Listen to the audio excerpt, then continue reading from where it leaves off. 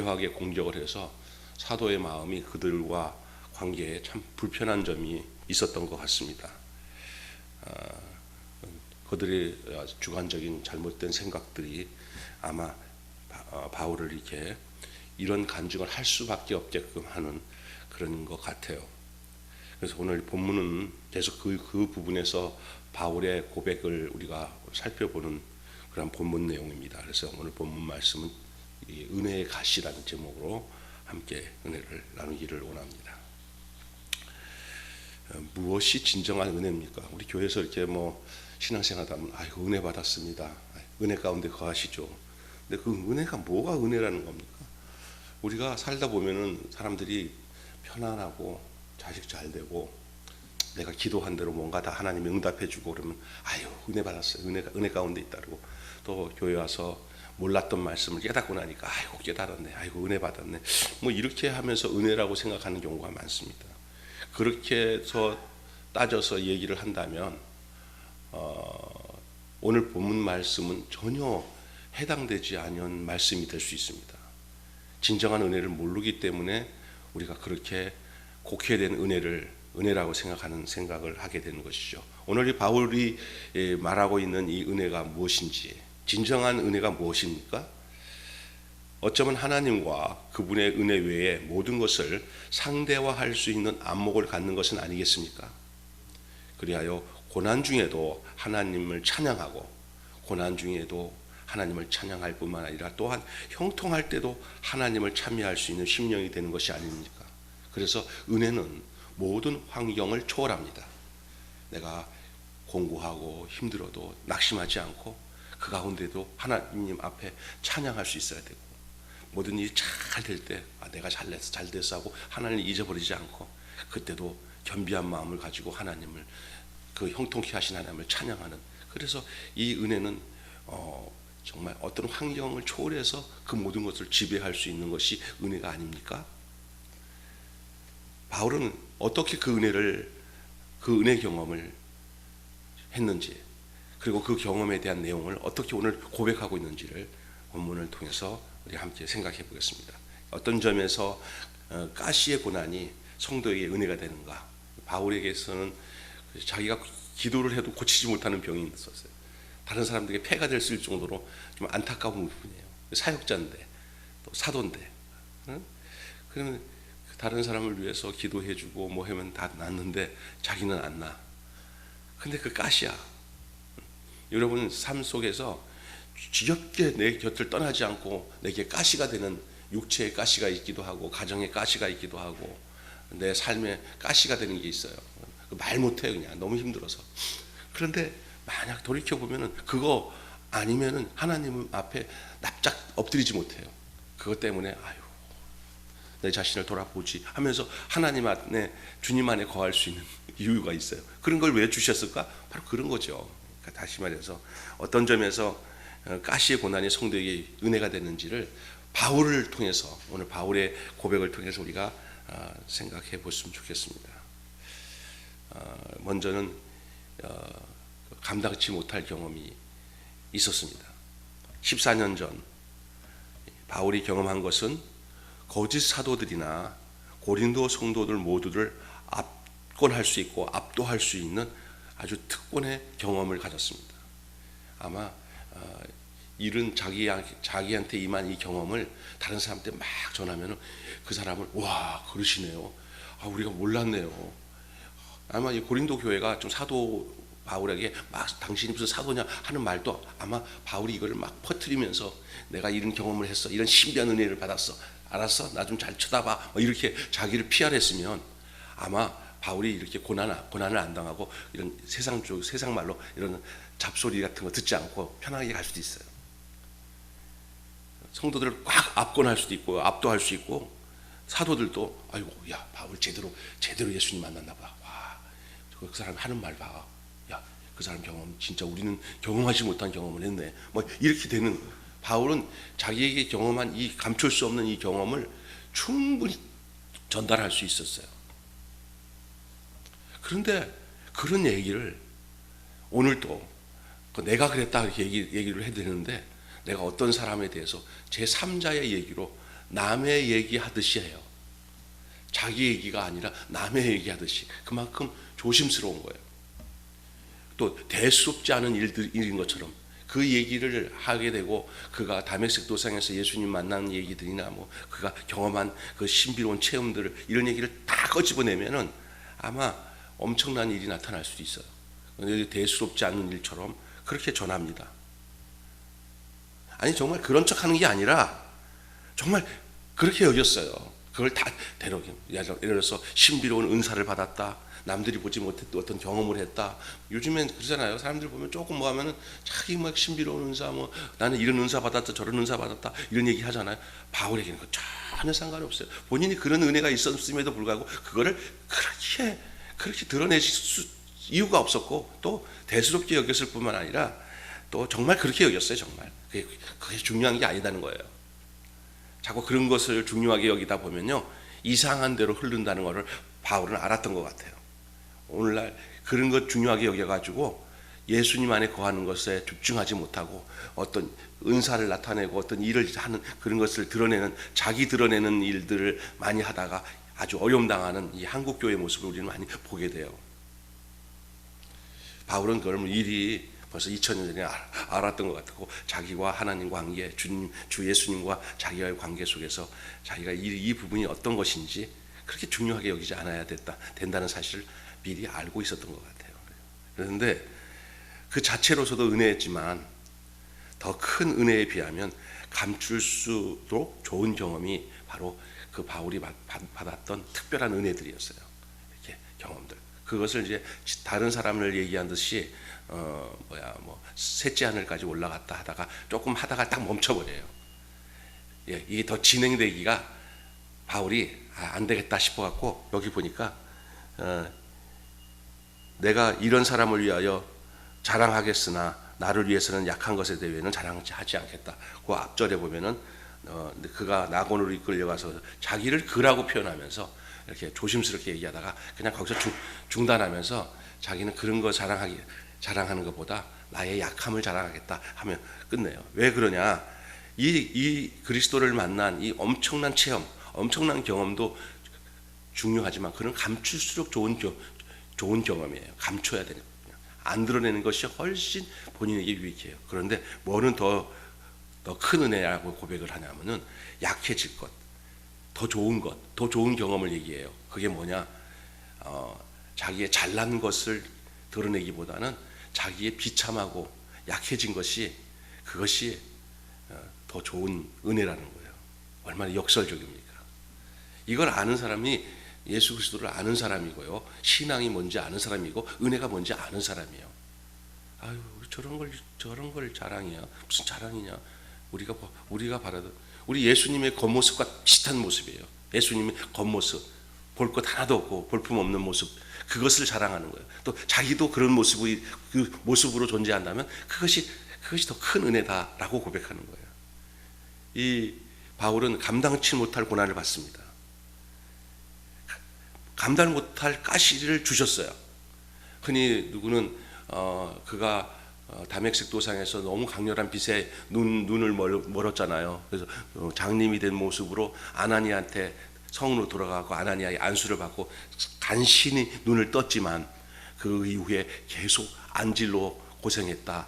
그래서 안약을 부탁하고 이 안약에 대해서 잘 안 보여서 고통을 당했다. 또 아프기도 하고 그랬다고 하는 그런 얘기도 있고요. 더 나아가서는 어떤 신학자들은요, 다른 곳에서 보면은 간질병이 있었다는 거예요. 그게 얼마나 불편한 사람이에요. 아니, 다른 사람에게는 복음도 전하고 능력도 행하고 하나님의 역사를 일으키며 살아가는 사람인데 자기 자신의 몸 안에 막 갑자기 비틀어지면, 여러분 간질하는 사람 옆에 있으면 얼마나 힘들어요. 그런데 그것이 지도자가 그렇다면 얼마나 힘들겠어요. 간질병이 있어서 가끔가다 도지면은 감당을 못했다. 그래서 많은 피해를 줬다. 뭐 이렇게 말씀하시는 분도 있어요. 이거는 확실하지는 않지만 그렇게 주장하는 성경학자들이 있습니다. 그런데 하여튼 가시, 자기가 그 가시를 뽑아내고 싶어서 얼마나 힘들었어요. 이건 보통 평생을 달고 가는 거예요. 아무리 기도해도 안 들어주십니다. 남을 위해 기도하면 잘 들어줘서 막 병자도 고치고 뭐 수건만 한번 살짝 스쳐도 그냥 다 귀신이 쫓아나가고 병이 고쳐지는데 자기 문제는 안 돼요. 자기 문제는 해결하지 못해요. 이게 얼마나 아이러니합니까? 다른 사람이 볼 때는 기가 막히죠. 네 병이나 고쳐라 이런 말 나올 거 아니에요. 그러나 자기는 안 돼요. 자기는 안 고쳐져서 늘 쓰러지고 아프고 그래요. 떠나가게 해달라고 해도 그냥 계속 거기에 머물러요. 그 가시 안에 머물러요. 그 고난 가운데 머물러요. 자, 그런데 바울은 이 가시를 자기가 큰 계시를 받고 영적 체험을 한 그런 경험보다도 이 가시를 더 귀한 은혜로 봤어요. 이 고통이 자기에게는 더 큰 은혜인 것을 알게 됐어요. 왜 그러냐? 그것 때문에 자기가 교만하지 않고 자고하지 않고 자기 안에 겸손을 유지할 수 있도록 주신 하나님의 위장된 축복인 걸 알았어요. 바울이 생각해 보니까 내가 이 아픔이 없으면 내가 말하자면 신처럼 하겠다. 신. 안 아프면은 완전히 되먹지 아니한 자기의 하나님 자리도 찬탈할 만한 그러한 존재가 될 수 있을 수 있는 사람들이 그렇게. 그러나 푹 쓰러지고 아파하는 바울을 보니까 아이고 저 사람도 사람이네. 또 자기 자신도 이렇게 아프니까 자기의 그 참 사람, 참 인간, 어떻게 할 수 없는 십자가에서도 뛰어내리지 못했던 그 예수님의 육체의 모습이 그냥 자기 안에 고스란히 자기 육체에 지금 존재하고 있음을 깨달아서 늘 그리스도의 십자가만을 자랑하지 않고는 살 수 없는 사람이 됐어요. 그게 바울에게 있어서 가장 큰 은혜인데 그게 고쳐지지 않은 그의 가시, 없어지지 않은 그 가시가 하나님 안에 머물 수 있게 하는 능력인 것을 알았어요. 이걸 바울의 얘기로만 적용해서는 안 돼요. 그래서 하나님은 바울에게 감당하지 못할 은혜를 주셔요. 감당할 수 못할 은혜. 바울은 그 거절하시는 기도를 큰 은혜로 여겼어요. 왜 3번이나 이 가시를 좀 빼달라고 했는데 하나님이 내 은혜가 내게 족하다. 내가 약할 때 강하다. 내가 너를 붙들고 같이 공유하며 나와 함께 살 수 있는 가장 중요한 비결이 네 안에 없어지지 않은 가시 때문에 네가 나와 함께한다. 그리고 그 가시 때문에 나의 십자가의 아픔을 네가 늘 되새기며 살아간다. 네가 그 가시 때문에 그 고난 때문에 그 아픔 때문에 네가 사람도 알아보고 하나님도 알아보는 것이고 네 마음속에 사랑의 그 샘물이 흘러나가는 이유가 그 가시밭에 백합화 예수 향이 날리니 할렐루야 아멘. 그 백합화가요 가시가 있어요. 이렇게 백합. 근데 그 가시가 그 꽃잎이 가시에 찔릴 때마다 향기가 퍽퍽 나는 거예요. 믿습니까? 예? 우리가 그 예수님의 십자가와 내 인생의 그 가시 같은 그 고통이 나로 하여금 주님의 향기를 드러내는, 그리고 주님을 맡을 수 있는, 주님의 향기와 냄새를 맡을 수 있는 그 비결이고 가장 큰 능력이 내가 약할 때 주님 내 안에서 강함이 되신다는 거예요. 왜 이 가시를 큰 은혜로 여겼냐면요, 그 계시를 주신 하나님을 그 가시 때문에 만나기 때문에, 그 고난 때문에. 여러분, 이 계시를 쫓아가면은 주님을 못 만날 수가 있어요. 계시, 어떤 경험, 내가 뭔가. 그런데 그 가시 때문에 나는 아무것도 할 수 없다. 나는 정말 비참한 사람입니다. 나는 못해요. 이럴 때 주님이 거기 계신다니까요. 우리 하나님은 내 모든 것이 강해서 내가 뭔가를 막 경험하려고 하고 내가 일을 하려고 하고 내가 뭐 애쓰고 해서 뭔가 되고 이럴 때는 주님이 거기에 함께하며 거기에 능력으로 거하지 않으셔요. 그러나 내가 아프고 고통스럽고 힘들 때, 그때 주님은 그 받은 계시나 경험보다도 그분은 거기에 함께 계셔요. 그래서 거기서 그 가시 가운데서 하나님을 만나고 주님을 만나고 그리스도를 만나고 그 가시 때문에 주님을 더 알게 되고 주님을 경험되고 십자가가 뭔지 이제 자기 안에는 가시 때문에 십자가에 달린 예수님을 생생하게 경험하는 그런 축복의 삶을 살아가게 되는 거예요. 그래서 그는 계시를 주신 하나님을 거기서 알았고 거기서 만났어요. 가시 안에서. 그분의 능력과 지혜를 의지할 만큼 공간을 바울에게 허락하는 고난이기 때문에 그래서 더 낮추어져서 더 낮은 곳에 계신 주님과 또 지체들을, 그래서 자기가 주님만을 알 뿐만 아니라 자기 안에는 이 없어지지 않은 아픔과 이 가시 때문에 예수님을 더 깊이 알고 그리스도를 더 알아가는 그런 축복도 누리지만 더 중요한 것은 또 하나가 있어요. 연약한 지체에 대한 눈이 열려요. 지체를 알아봐요. 소위 내게 부족한 게 없이 하나도 아픈 것이 없이 가잖아요. 그러면 아픈 사람을 어떻게 알 수 있으며 잘 나가는 삶이면 못 나가는 아픔에 있는 사람을 어찌 알 수가 있겠어요. 자기에게 가장 인간으로서 가장 고통스러운 고난, 능욕받고 고통받고 비웃음당하고 쓰레기처럼 여겨지는 자기 삶, 남이 볼 때는 하나도 보잘것없는 자기의 그 비참한 아픔과 고통을 안고 살잖아요. 그래야 그런 지체들의 모습이 눈에 들어와요. 그런 지체들이 얼마나 소중한지 알게 되는 거예요. 거기서 주님을 만나는 거예요. 바울은 그걸 알았어요. 이 역설적인 이 은혜의 모습들이 오늘 우리에게 주는 참 진리인 것을 여러분 기억하시길 바랍니다.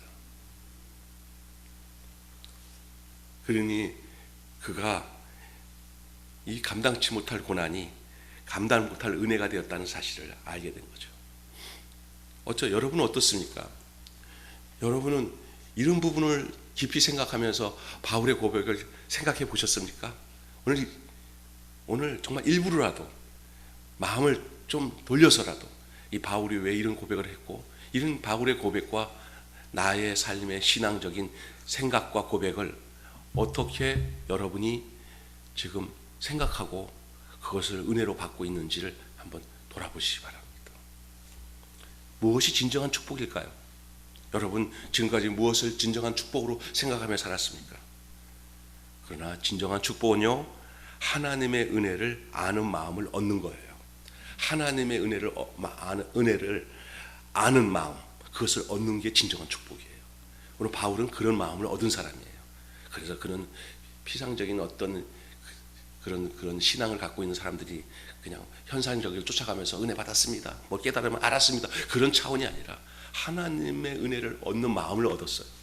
그래서 이런 약할 때 강하다는 것, 내가 약한 데 머무는 것이 가장 하나님이 내게 준 가장 큰 은혜의 축복이라고 고백할 수 있었던 게 그런 거예요. 그러나 저도 주변에 보면은 진짜 그리스도를 알고 그와 연합돼서 생명을 누리는 사람들에게는 이런 고백들을 종종 듣게 돼요. 이분 정말 이 어려운 가운데서도 정말 깊은 은혜의 삶을 살아가며 겸손하며 참 하나님 앞에 사는구나. 그게 은혜. 소위 잘 나가게 되면은 입에서 말 나올 때 보면은 아이고 저분 너무 나간다, 너무 나가. 그러면 그 사람 위험한 거예요. 바울도 그런 고백을 좀 하다가 딱 끊어버리잖아요. 그래서 나는 그것도 내가 그것도 자기 얘기로 안 하고 어떤 사람이라고 얘기하다가 이거 말자.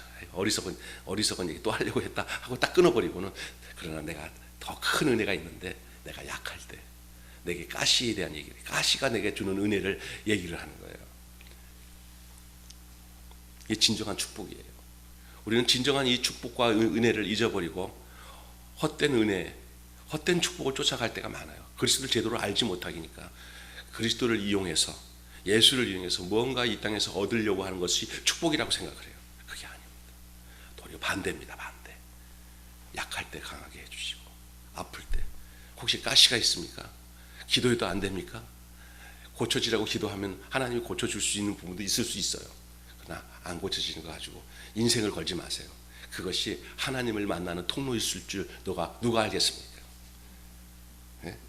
그렇죠? 하나님은 우리에게 좋은 환경을 주셔서, 그래서 그분의 그 능력과 지혜를 구하고 사모하는 마음을 그래서 얻는 거예요. 그래서 하나님은 우리에게 좋은 환경을 주셔서 우리가 잘 누리는 것보다 하나님 당신을 주셔서 그 어려운 환경이라도 동행하고 함께 교제하기를 원하시는 줄 믿습니다. 내 환경이 너무 좋아서 거기서 누리면서 하나님 주신 축복이야. 나는 날마다 좋은 거 먹고 은혜스럽게 살아. 이거를 누리려고 하나님이 이렇게 지켜보면서 아이고 참 유아틱하다. 언제 철드냐 그러실 거예요. 근데 하나님은 우리가 어떠냐? 하나님 나 당신이 족합니다. 내가 비천에 처하든지 궁핍에 처하든지 일체의 비결을 배웠습니다. 난 주님과 거하면서 어떤 환경이든지 내가 주님을 찬양하며 주님으로 인해서 이겨내며 내 안에 가시가 있음으로 인해서 더 주님을 더 알아간다는 사실을 제가 이제 깨닫습니다. 그 십자가의 고통이 얼마나 컸고 십자가에서 떼어내지 못하는 그 예수님의 그 심정이 어떤지 내가 이 가시 가운데서 날마다 발견합니다. 그래서 내가 세속으로 물들지 않고 자만에 물들지 않고 교만해지지 않고 주님 안에 거할 수 있는 게 은혜가 이게 얼마나 큰지 이제야 알 것 같습니다 라는 고백을 하며 주님을 내 안에 모시고 사는 것으로 가장 큰 기쁨과 그 주님과 동행하는 것을 가장 즐거움으로 느끼고 그 주님과 교제하는 것을 가장 행복으로 느끼는 삶, 이것이 참 은혜인 줄로 믿습니다. 오늘 이 아침에 이 은혜가 저와 여러분에게 있기를 소원합니다. 주님이 그렇게 해주시기를 간절히 원합니다. 오늘 한마디 메시지로 말씀을 나누겠습니다. 신비한 경험보다 그 경험을 상대화한 가시가 더 큰 은혜입니다. 어떤 신비한 은혜와 경험과 또 어떤 가시적인 어떤 축복의 결과보다 더 중요한 것은 그 경험을 상대화한 가시가 더 큰 은혜라는 사실을 기억하시길 바랍니다. 한 예로 아브라함은 아들 이삭을 얻고 난 뒤에 한참 동안 하나님을 찾을 마음이 없었던 것 같아요. 이게 자식에게 미쳐가지고 노인네가 그래서 하나님과 아무 관계가 있었어요. 주신 선물인 하나님이 주셨어요. 이삭은. 근데 주신 선물에 너무 매여가지고 하나님과 대화가 하나님이 안 되고 하나님 섭섭하니까 이놈이 정말 나와 함께 살기를 원하는 놈인가 아니면 내가 준 선물에 미쳐가지고 나를 잊어버린가 내가 한번 시험 좀 해보자 해가지고 아브라함아 갑자기 나타난 아브라함아 그 이삭을 저 모리아산에 가서 바쳐라. 이거 내 거예요. 하나님 왜 그래요? 항상 기뻐 죽겠는데 이렇게 했는데 아브라함은 그 이삭을 그냥 아내와도 상의 안 하고 데리고 와서 모리아산을 가져가서 그 아이를 죽이려고 할 때 얼마나 고통스럽게 했어요. 그러나 그때 아브라함이 깨달은 게 뭐냐면 이 아이를 하나님이 주셨지. 이 축복을 하나님이 주셨지. 이 환경을 하나님이 주셨지. 어떤 환경이든지 나는 하나님만 의존해야 돼 하고 아브라함이 마음을 바꾸고 그의 마음과 생각을 하나님께 행했기 때문에 그 주신 아들을 모리아산에서 바치려고 하는데 하나님이 그 마음을 보신 거잖아요. 아브라함 네가 나를 경외하는 줄 이제 알았다. 그래도 이쪽에 하고 양을 준비해놨어요. 이삭 대신 양을 잡아서 드렸어요. 이삭을 드린 거예요. 이삭은 죽지 않았지만 이삭은 부활한 거예요. 여러분 우리가 이 땅에 살아가는 동안에 어떤 환경이든지 하나님 다 아셔요. 어떤 고통인지 다 아셔요. 그런데도 그 고통과 아픔을 남겨둔 이유는 뭐냐? 그 고통과 아픔이 우리에게 가장 큰 은혜가 된다는 사실을 기억하시기를 바랍니다. 그래서 고통이 물러가게 해주세요. 아픔이 물러가게 하지 말고 하나님의 뜻을 구하고 주님 안에 거하며 사는 것을 가장 큰 기쁨과 축복으로 여길 수 있는 큰 은혜의 삶이 여러분과 저에게 있기를 주님의 이름으로 축원합니다. 기도하겠습니다. 하나님 아버지, 오늘 우리에게 은혜의 가시라는 말씀으로 함께 은혜를 나누게 하시고 우리의 마음과 생각을 주님 밖에서 생각하지 않도록 주님 안에서 어떤 아픔과 고통도 그것이 내게 더 큰 은혜요 축복인 것을 바울이 고백한 것처럼 그렇게 살 수 있게 해 주시옵소서. 예수님의 이름으로 기도하옵나이다.